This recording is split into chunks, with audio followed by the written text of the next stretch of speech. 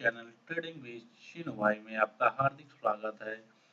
आज हम लोग बात करेंगे IDFC first payment bank stock के बारे में या शेयर के बारे में कि किस तरह से इस टेक्निकल एनालिसिस को हम लोग समझते हैं और देखते हैं और सीखते रहेंगे।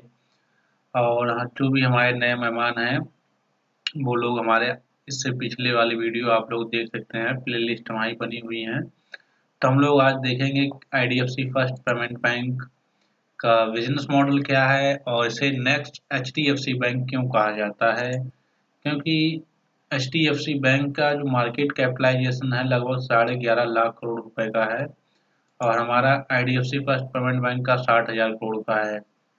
तो इतना डिफरेंट लगभग 20 गुना होने के बाद भी आईडीएफसी फर्स्ट पेमेंट बैंक को नेक्स्ट एचडीएफसी बैंक क्यों कहा जाता है, आज हम लोग देखेंगे फंडामेंटल एनालिसिस से और सीखेंगे। इससे पहले हम लोग देखेंगे कि IDFC first payment bank IDFC first payment bank की कोई भी हम लोग स्टॉक देखते हैं तो उसको हम लोग सबसे पहले देखते हैं कि उसका बिजनेस कब से स्टार्ट हुआ है। तो IDFC first payment bank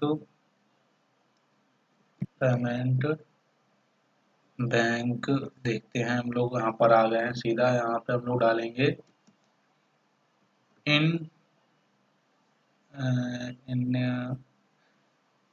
incorporated डालते हैं हम लोग, देखते हैं ये 21 अक्टूबर 2014 को कंपनी आई और अपना उन्होंने अपना जो भी काम चालू किया है। कंपनी हिस्ट्री है annual growth retail IDFC first bank was incorporated was wholly owned subsidiary of IDFC 21 अक्टूबर 2014 को आई है। यहीं पर हम लोग देख लेते हैं बिजनेस मॉडल क्या है, क्योंकि हम लोगों को ये पता होना चाहिए कि बैंक का क्या है, क्या कैसे करता है काम। आइए हम लोग चलते हैं, ये फिनोलॉजी का है, हम सीधे चलते हैं आईडीएफसी फर्स्ट पेमेंट बैंक के ही ऑफिशियल वेबसाइट पर चलते हैं। हम लोग देखते हैं कि बिजनेस मॉडल क्या है। आप लोग देख सकते हैं कि ये जो है understanding cash management service for business products क्या है, इन्वेस्टर ये हैं, इंडिविजुअल। आप लोग, हम आपको बता रहे हैं कि आप लोगों को क्या क्या देखना है, आप लोग खुद जाकर सर्च कीजिए और उस पर आप लोग देखिए। उसके बाद फाइनेंशियल एडवाइजर से आप लोग सलाह लीजिए, फिर हम लोग आपसे बात करेंगे। तो इसका जो एचडीएफसी बैंक और आईडीएफसी फर्स्ट पेमेंट बैंक का बिजनेस मॉडल सेम ही है।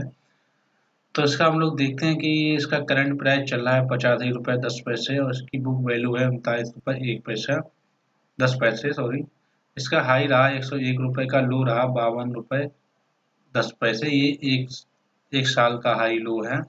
इसका पीई रेशियो है 20.6, आरओसी है 6.59 और आरओई है 10.6%। ये बहुत अच्छा है। बैंकिंग सेक्टर के लिए आरओई 10% से ऊपर है तो बहुत अच्छा माना जाता है। फेस वैल्यू 10 है। और आगे हम लोग देखते हैं कि किस तरह से हम लोग पीई रेशियो को अगर देखेंगे तो इसका जो हम लोग मीडियन देखेंगे तो 21.5 आ रहा है जो एवरेज है। हम लोगों के पास 20.6 है तो उससे भी कम सस्ते दामों में हमको मिल रहा है। तो हम लोगों को बाय करने की हम सलाह नहीं दे रहे, आप लोगों को सब बता रहे हैं किस तरह से ये कंपनी की पॉजिटिव बातें हैं, ये नेगेटिव बातें हैं, आप लोग समझ सकते हैं और देख सकते हैं। Through the company is reporting repeated profits, it is not paying out dividend. Company ने कभी भी डिविडेंड नहीं है। Company has low interest rate coverage ratio, promoter holding has decrease मतलब कम कर दी है ओवर लास्ट क्वार्टर से -2.4 to 6% और company has low return on equity 5.18% over last 3 years से कंटीजेंट लायबिलिटी ऑफ रुपीस में है 3,63,404 करोड़ रुपए का। अर्निंग इंक्लूडिंग अदर इनकम जो है 5,323 करोड़ रुपए की है। और हम लोग देखते हैं ये कंपनी किस किस कंपनियों से पेयर मतलब कि सेम कंपनी है, जो पेयर्स मतलब होते हैं यू कि इसी ये कंपनी मार्केटिंग लीडिंग है जिसपे हम लोगों की ये 7वीं कंपनी आती है बैंकिंग सेक्टर में। पहली हमारी HDFC बैंक है, दूसरा हमारा ICICI बैंक है, कोटक महिंद्रा बैंक है, एक्सिस बैंक है, फिर इंडसइंड बैंक है, IDBI बैंक है, IDFC फर्स्ट पेमेंट बैंक है।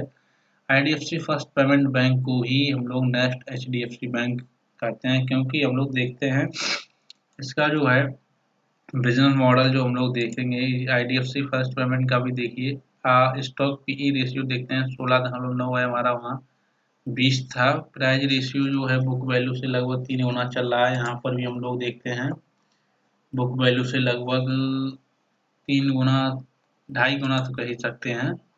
और बाकी डिविडेंड ये देती है ROE 17 पॉइंट, ये बहुत ही ज़्यादा अच्छी है, इसलिए बैंक HDFC बैंक हमारी ये बैंक लगी हुई है 10.6 है। और बाकी हम लोग देखते हैं क्वार्टरली रिजल्ट जो आए हैं बहुत ही अच्छे हैं। रेवेन्यू जो हुई है इनकी सितंबर 2023 पिछले सितंबर 2022 में चलते हैं तो 5,470 करोड़ रुपए की हुई है।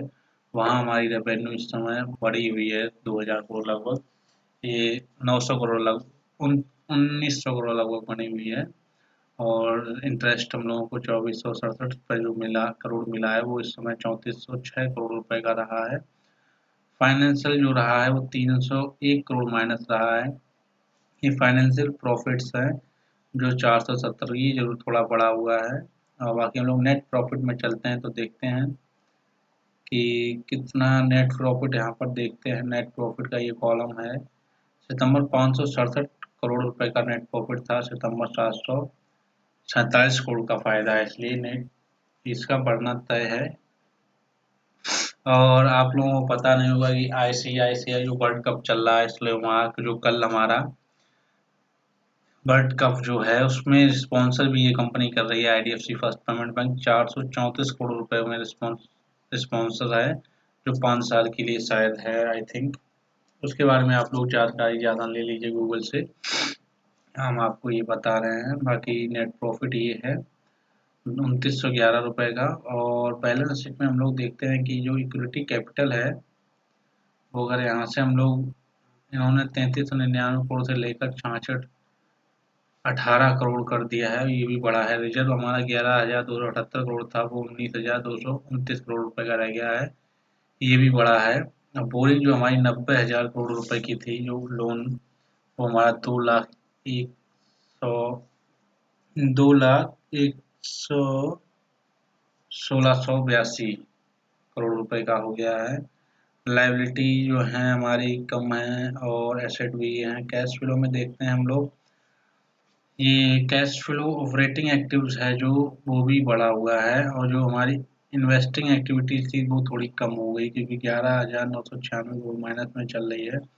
फाइनेंशियल एक्टिविटीज देखते हैं तो हम लोगों की प्रॉफिट में चल रहा है, जो यहाँ पर लगातार 4 ये माइनस में चल रहा था, फिर प्रॉफिट में हो गया, फिर माइनस में, फिर माइनस में, फिर माइनस में, 3 बार लगातार माइनस रिजल्ट आने के बाद भी अब पॉजिटिव आया हुआ है।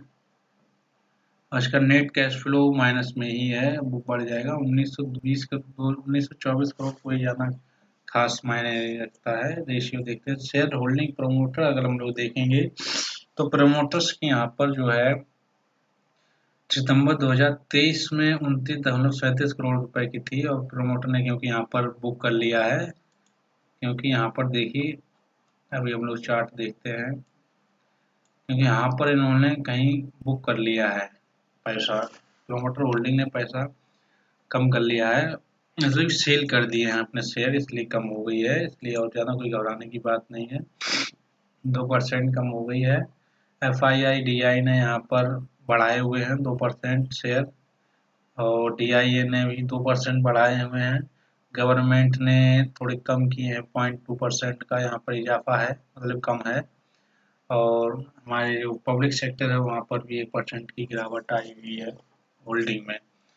लेकिन ओवरऑल अगर हम लोग टेक्निकल देखते हैं तो बहुत अच्छा टारगेट निकल के आते हैं, इसके बाद में हम लोग नेक्स्ट वीडियो में बात करेंगे और समझेंगे एनालिसिस क्या है। और जो भी ये हमारा कंपनी फंडामेंटल एनालिसिस का वीडियो था, इसमें क्या क्या चीज़ें देखनी होती हैं वो हमने आपको इम्पोर्टेंट बताई हुई हैं। बाकी जो हमारे नए मेहमान हैं वो जिस किसी के पास भी अपस्टॉक डीमेट अकाउंट नहीं है, वो अब हमारे दिए हुए डिस्क्रिप्शन लिंक में अपस्टॉक का फ्री में आप लोग डीमेट अकाउंट खोल सकते हैं।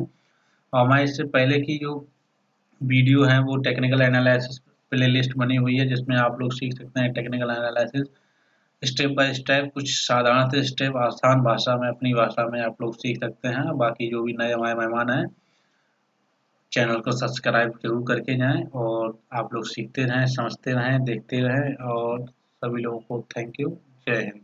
मिलते हैं नेक्स्ट वीडियो में।